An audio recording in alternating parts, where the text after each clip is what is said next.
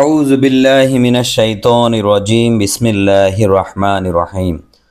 শুরু করছি মহান রাব্বুল আলামিনের নামে, যিনি বড়ই মেহেরবান এবং পরম দয়ালু।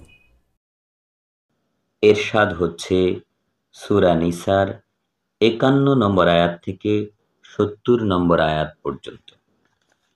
তুমি কি তাদেরকে দেখনি যাদেরকে কিতাবের এক অংশ দেওয়া হয়েছিল, তারা জিবত অথবা প্রতিমা এবং তাগুত, যাকে বলা হয় অসত্য দেবতা, এর উপর বিশ্বাস করে। অবিশ্বাসীদের সম্বন্ধে বলে যে বিশ্বাসীদের চেয়ে এদের পথই ভালো। এরাই তো তারা যাদেরকে আল্লাহ অভিশাপ দিয়েছেন, আর আল্লাহ যাকে অভিশাপ দেন তুমি কখনো কাউকে তাকে সাহায্য করতে দেখবে না। তবে কি তারা রাজ শক্তির অংশীদার? সেক্ষেত্রেও তারা কাউকে খেজুর আঁটির এক ক্ষুদ্রাংশও দেবে না।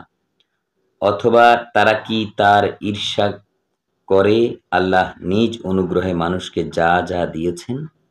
কারণ আমি ইব্রাহিমের বংশধরকে তো কিতাব ও হিকমত দিয়েছিলাম, আর তাদেরকে দিয়েছিলাম এক বিশাল রাজ্য। তারপর তাদের মধ্যে কেউ কেউ তাতে বিশ্বাস করেছিল, আর কেউ কেউ মুখ ফিরিয়ে নিয়েছিল। পুড়িয়ে ফেলার জন্য জাহান্নামই যথেষ্ট।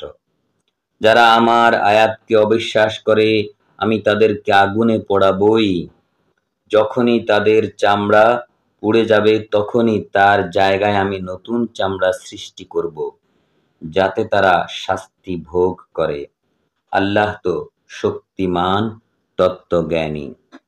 আর যারা বিশ্বাস করে ও ভালো কাজ করে তাদেরকে আমি জান্নাতে প্রবেশ করাবো, যার নিচে নদী বইবে। সেখানে তারা চিরকাল থাকবে।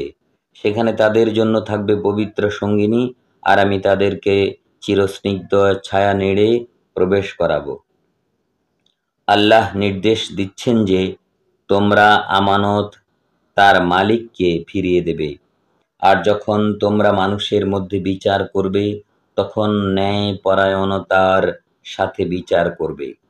আল্লাহ তোমাদেরকে যে উপদেশ দেন তা কত ভালো, আল্লাহ তো সব শোনেন, সব দেখেন।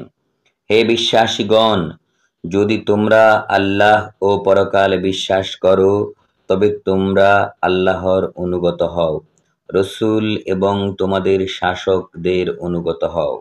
আর যদি কোনো বিষয়ে তোমাদের মধ্যে মতভেদ ঘটে সে বিষয় আল্লাহ ও রসূলের কাছে ফিরিয়ে দাও মীমাংসার জন্য।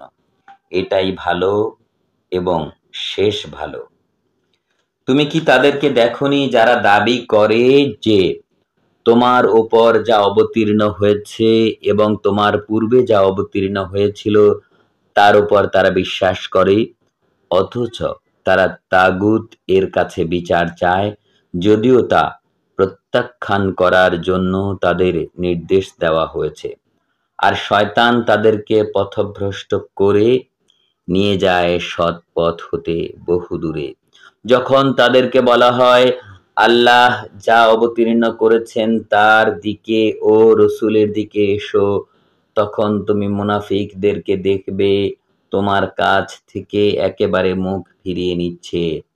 তাদের কি অবস্থা হবে যখন তাদের কাজকর্মের জন্য তাদের উপর বিপদ এসে পড়বে? তখন তারা তোমার কাছে আল্লাহর শপথ করে বলবে, আমরা মঙ্গল ও সম্প্রীতি ছাড়া আর কিছুই চাইনি। তাদের অন্তরে কি আছে আল্লাহ তা জানেন। তাই তুমি তাদেরকে উপেক্ষা করো, তাদেরকে সৎ উপদেশ দাও, আর তাদেরকে এমন কথা বলো যা তাদের মর্ম স্পর্শ করে। আমি এ উদ্দেশ্যে রসূল প্রেরণ করেছি যে আল্লাহর নির্দেশক্রমে তাকে অনুসরণ করা হবে। যখন তারা নিজেদের ওপর অত্যাচার করেছিল তখন তারা তোমার কাছে এলে আল্লাহর ক্ষমা চাইলে আর রসূল তাদের জন্য ক্ষমা চাইলে নিশ্চয়ই তারা আল্লাহকে পেত ক্ষমাশীল ও পরম দয়ালু রূপে। কিন্তু না, তোমার প্রতিপালকের শপথ, যতক্ষণ পর্যন্ত তাদের মধ্যকার বিরোধ নিষ্পন্ন করার ভার তোমার উপর না দেবে, আর তোমার সিদ্ধান্ত সম্বন্ধে তাদের মনে কোনো দ্বিধা থাকবে এবং সর্বান্তঃকরণে তা মেনে না নেবে, ততক্ষণ পর্যন্ত তারা বিশ্বাস করবে না।